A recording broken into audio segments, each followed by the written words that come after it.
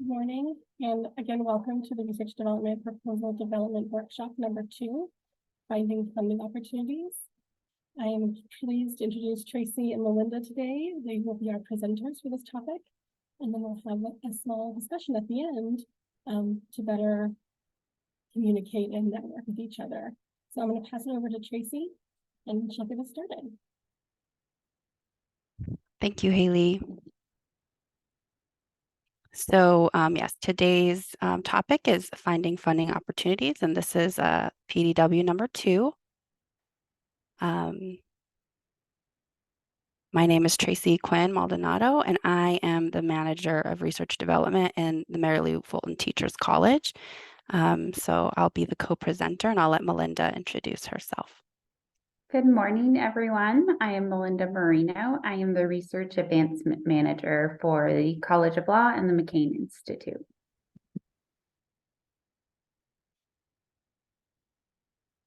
So this is our agenda for the day, and I'm going to focus on the top 2. I'm going to talk about funder types and then explore a few funding resources for you all to consider. And then Melinda is going to take it away with a pivot demonstration. This presentation is targeted to students, postdoctoral researchers, and early career faculty who are interested in learning more about tools and search strategies to assist them in identifying opportunities for sponsored project funding.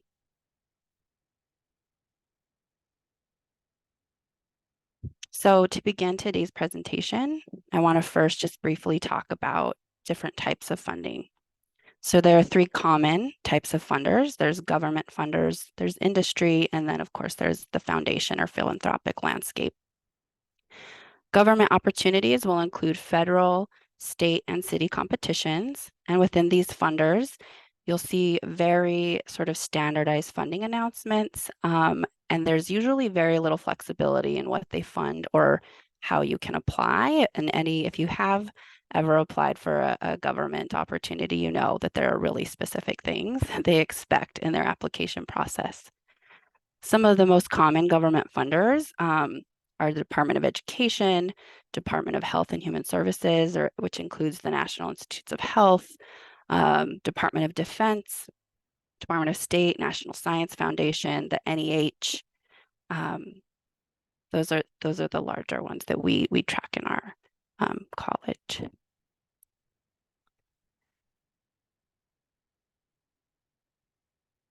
Then you have industry funders or corporate funding, and these are typically profit-based companies, and they prefer to fund research that is directly tied to their industry focus.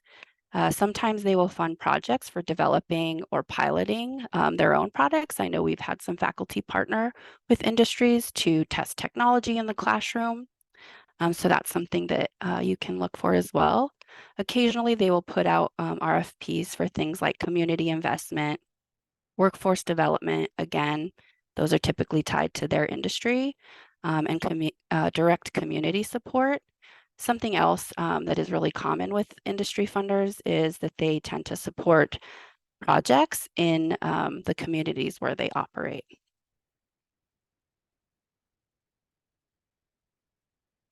And then we have the foundation and philanthropic funders.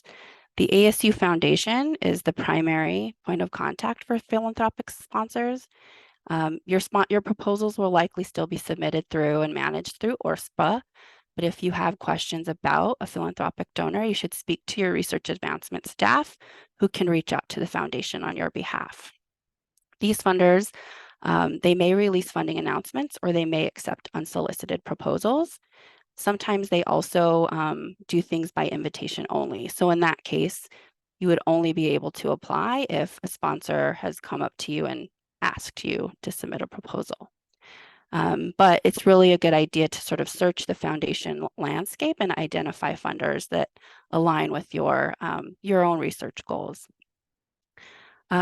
Within the foundation landscape, you'll see a wide variety of what they want to fund, the types of funding, the amounts vary greatly, and the application processes will also vary. So again, it's just a matter of finding those foundations and tracking the ones that align with your research goals. And then these are just some questions to sort of ask yourself as you're thinking about funding and taking those steps to finding the right sponsor. Some of the most common questions that we encounter with our faculty regard eligibility for a funding opportunity. Eligibility really is the first criteria that you should consider when you're searching for funding. And that's, it's really, if you are not eligible for a competition, there's really no need to invest your time or resources in that particular competition. Eligibility is considered at an institutional level as well as at the individual PI level. So it's really important that when you're looking for funding opportunities to make sure that the opportunity does not exclude institutes of higher education.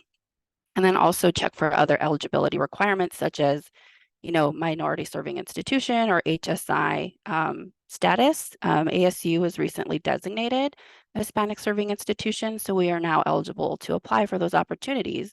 A year ago, that wasn't the case, right? So those things change, and it's really, those are the things we look out for. And then when it comes to sort of the PI level, and this is just an example of how eligibility may be restricted, is like in our college, we track several early career opportunities. And they may say that you have to have a degree with only in the last 4 or 5 years, so not all of our faculty are eligible for those opportunities. And there may be additional elements to consider as you're sort of looking for opportunities. And again, it's really about aligning your concept with the funder's concepts and seeing and understanding how you are also supporting their overall goals as organization. And again, making sure you're really going after those things that are going to support your long-term research goals, being really intentional. Another thing to consider is timing with sponsors. Different sponsor agencies operate on different fiscal calendars, and it usually affects how they design their competition and timelines. While searching for the opportunities, you can make a note of when you would like to start your project and then consider how your timeline aligns not only with the competition deadline, but also when the sponsor anticipates making a funding decision. And sometimes it's very explicitly stated in the call for proposals, and sometimes it's not. But if it is, it really is helpful because then you understand when you can propose to begin your research and then when it should be expected to end.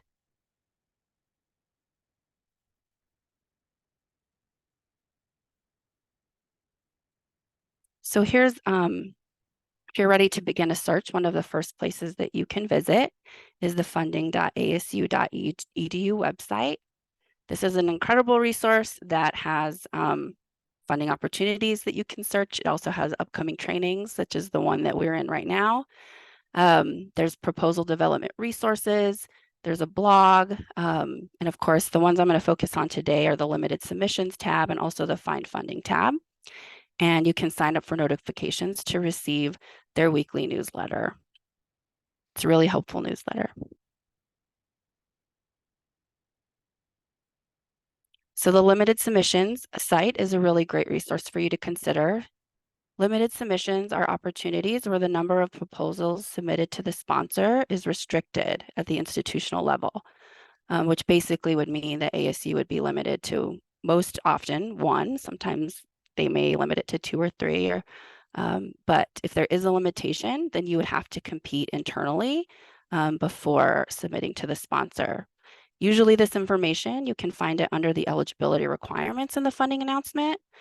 So I would recommend visiting the limited submissions page for more information. And of course, if you have questions about the process, you can speak with your research administrator.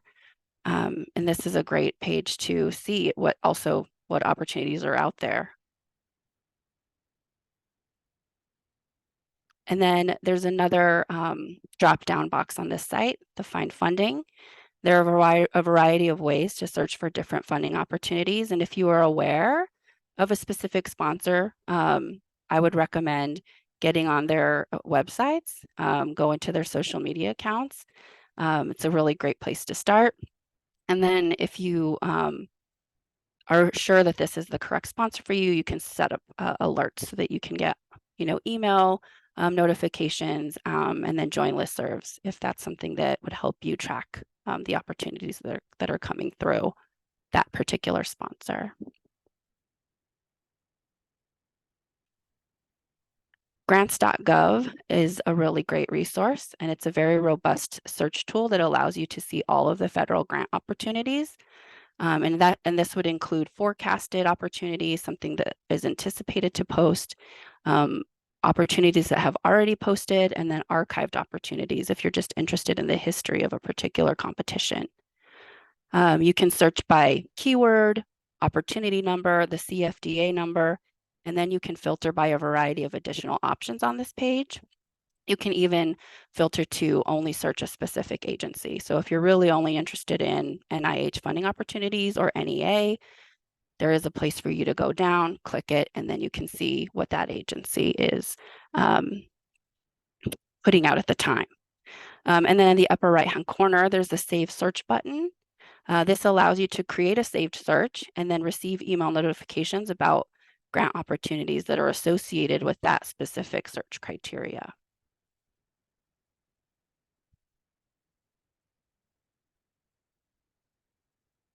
The National Science Foundation works similarly, right? So it's every foundation or every government agency will have a place for you to search funding. So it's really about getting on there and sort of playing with their particular funding source. Here, under the funding tab, you have the option to, again, search by keyword or title. You can conduct an advanced search among other options. And if you find a program that interests you, you can look through recent awards to get a sense for that particular program and what they're funding. So again, just hopping on here, if the National Science Foundation is something that is relevant to your work, get on the site. You can, again, sign up for alerts if there's certain programs that you want to get information about. Most of the government, sites, they vary quite a bit from site to site in terms of how they operate and look, but it's a pretty straightforward process. And so just getting familiar with those agencies that are relevant for you. And then another really great resource for you to consider is the Foundation Directory online. This is a free resource and it's available to all ASU staff, faculty, and students. And you will just need to log on with your ASU Right ID. This site allows you to get comprehensive and up-to-date information on funders.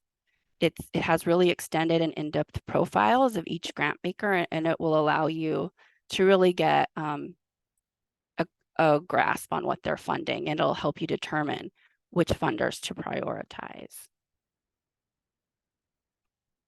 And this is just an example of a search that I did in Foundation Directory. I searched the Arizona Community Foundation, and it gave me a really quick snapshot of what subject areas the foundation is funding, where the funding is going, and the average size of the grant awards, right? So this is a really helpful just visual in terms of what this particular organization is looking to fund. And you can also find available grants on this, this site as well. Again, if you have questions about working with philanthropic sponsors, always speak with your research development staff and your RAs so that we can communicate with the foundation. And now I will hand this over to Melinda to give us a demonstration. Thanks, Tracy. So there are many different tools that you can use to do your funding search, but I want to talk about one specific tool that ASU uses and kind of takes all of the different things that Tracy showed you and combines it into one place. Now, this is not to replace any of those resources that Tracy talked about. Definitely, I would say as you're starting your funding searches, use as many resources as you can. Because these are merely tools, and sometimes you might find things in one tool that you might not find in another. So be sure to use all the resources that are available to you. So what we're going to do now is I'm going to show you guys the Pivot website and take you on a little tour of how to do an advanced funding search. So the nice thing about Pivot, you can access it a few ways. You can access it through funding.asu.edu. It's on your My ASU page under Research Tools. And you can just come to pivot.proquest.com. And we have single sign-on. So we can just click on Arizona State University. You may have to do your Duo authentication. And then you're in. So there's a lot in Pivot. I'm going to focus on the advanced funding search, but I quickly want to reference profiles. So if you are new to ASU, any faculty, staff, student have access to Pivot. Give yourself about an hour and come set up your profile. The research development team has in the past, and Haley, please correct me if I'm wrong, but utilized the profile function within Pivot to be one source of information as far as expertise at ASU. So university leadership might say, hey, you guys, we have this opportunity, who's an expert? And so this is one tool that's available to the research development team to find experts here at ASU. Other tools like Experts, which is a tool to search for collaborators, is not open to everyone at ASU because of the type of subscription we have. So this is open to everyone. Everyone can create a profile. Profiles also can help you with your funding searches. So if you take time, build out a robust profile, you'll get some funding searches just from there. But doing your advanced search, the search bar that's on the homepage is a bit like Google. If you were to put in education, you would find lots and lots of opportunities. But I'm going to take you through these different fields, tell you what they mean, and then we're going to look at an opportunity together. So up here, you have a space for keywords. You can see some of the keywords I have been searching for my faculty and staff who do research that I engage with. We're going to take human rights and look at that today. The reason why I put it in quotes is Pivot uses Boolean search techniques. So if you're not familiar, if I just put in human rights, it would search human and rights, and I would get a crazy amount of funding opportunities. So if you know you're looking for something specific, quotes help to limit that search. Funder, this is, if you know a specific funder, you can search for them this way. I like to leave this open. One of the things I find really useful with Pivot is it gives me ideas I wasn't necessarily thinking about. So I keep funder open. Amount is just that. You can search more than, less than, in between. Again, I like to keep this field open, but if you know you actually cannot do your project for less than $50,000, it might be a helpful way to refine your results. Also, deadlines. ASU is fairly flexible with deadlines. Your research advancement staff would absolutely love it if you give them lots and lots of notice. But we know that sometimes there are strategic opportunities, there are last minute opportunities, and we as an institution, ASU, would rather submit a proposal and put ourselves out there for consideration than hold hard and fast deadlines. But something to keep in mind is you may be working with a collaborator that their institution does have really hard and fast deadlines. I once had a colleague who was at another large university out of state, and their central office would not process a proposal and approve it for submission unless they received it 10 business days in advance of a deadline. So it's an important thing to keep in mind. We are great and flexible here at ASU, but other universities might not have the flexibility we have. Limited submissions. Tracy touched on this. Your research advancement staff can help you decipher what all of these administrative things mean. But it just means, is the institution in some way, shape, or form limited in the number of proposals they can submit? This one's important.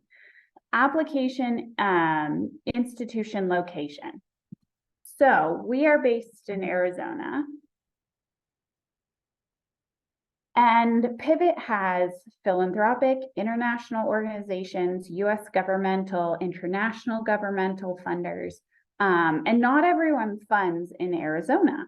There might be a small foundation in the Midwest that funds research on corn crops in that specific area.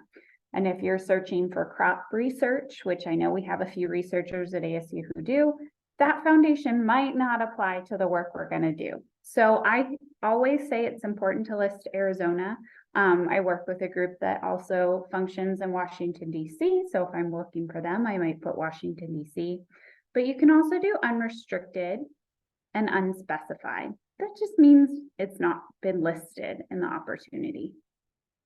And keep in mind, this applicant institution location is Arizona. It's where is ASU? The activity location, we all know sometimes research doesn't happen here.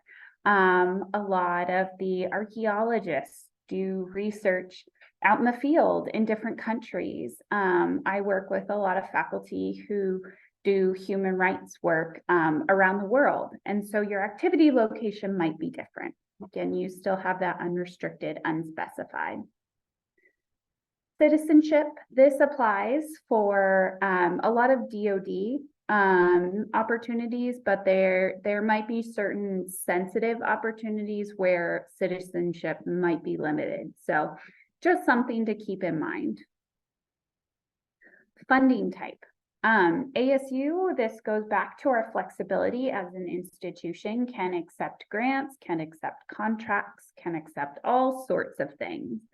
And so if you are a graduate student looking for dissertation funding, you can click that you're looking for dissertation funding.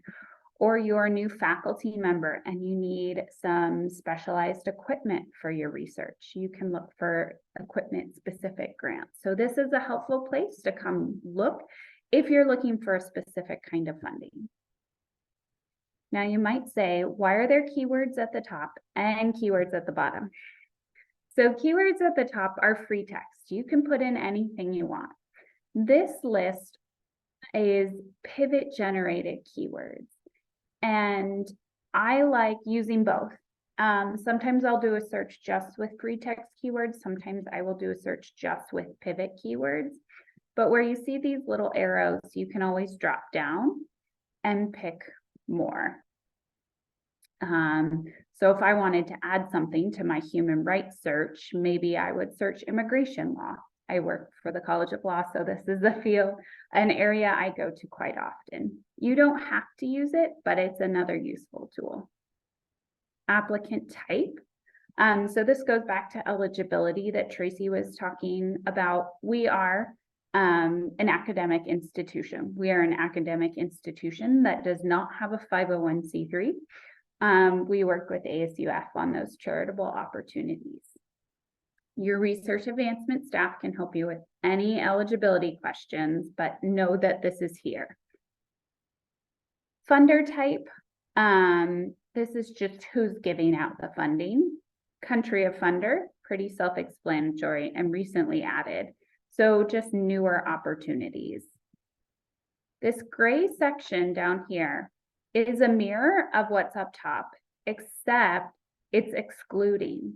So let's say you know you don't want to search for dissertation funding. It will then exclude dissertation opportunities from your funding search. So let's do a search and see what we get. So 237 results. That's a pretty sizable search. Like I said, this is just a tool. Sometimes you have to be a little smarter than the tool.